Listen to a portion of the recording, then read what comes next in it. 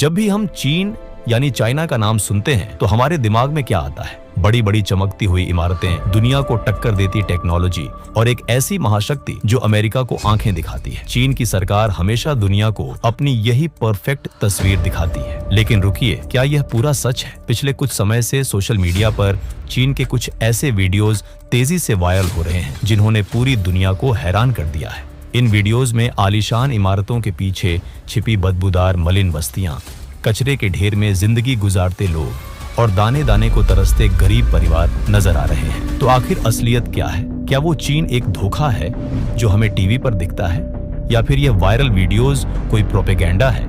आज ज्ञान एक्सप्रेस के इस वीडियो में हम चीन की कम्युनिस्ट सरकार की उस दीवार को गिराने वाले हैं जिसके पीछे उन्होंने अपनी एक 140 करोड़ की आबादी का सबसे बड़ा दर्द छुपा कर रखा है।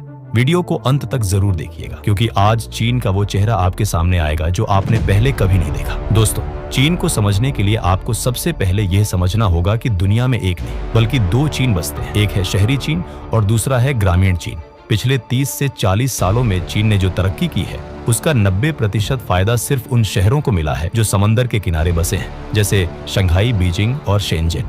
यहाँ पैसा पानी की तरह बहाया गया है। लेकिन जैसे ही आप चीन के अंदरूनी हिस्सों जैसे गुइजो, गांसू या पहाड़ों की तरफ जाएंगे, वहाँ की तस्वीरें देखकर आपकी रूह कांप जाएगी। वहाँ आज भी लाखों लोग मिट्टी के घरों में रहते हैं। पानी के लिए मीलों पैदल चलना पड़ता है और खेती के अलावा कमाई का कोई साधन नहीं है। दुनिया को लगता है कि चीन ने अपनी गरीबी पूरी तरह खत्म कर दी है, क्योंकि साल 2021 में चीन के राष्ट्रपति शी जिनपिंग ने आधिकारिक तौर पर घोषणा की थी कि चीन से अत्यधिक गरीबी खत्म हो चुकी है। लेकिन सच्चाई इस दावे से कोसों दूर है। खुद चीन के पूर्व प्रधानमंत्री ली केकियांग ने एक बार कबूल किया था कि चीन में आज भी 60 करोड़ लोग ऐसे हैं जिनकी मासिक आय सिर्फ 1000 युआन यानी लगभग 11 से 12 हजार रुपए या उससे भी कम है। इतनी बड़ी आबादी के लिए इस महंगाई के दौर में गुजारा करना किसी नरक से कम नहीं है। अब आपके मन में एक सवाल आ सकता है कि अगर गांव में गरीबी है तो लोग शहरों में क्यों नहीं आ जाते? जवाब है, वो आते हैं। और यहीं से शुरू होती है चीन की सबसे बदसूरत कहानी। जब गांव के गरीब मजदूर शहरों में काम की तलाश में आते हैं तो उन्हें माइग्रेंट वर्कर्स कहा जाता है। इन मजदूरों की कमाई इतनी कम होती है कि ये शहरों के महंगे फ्लैट्स का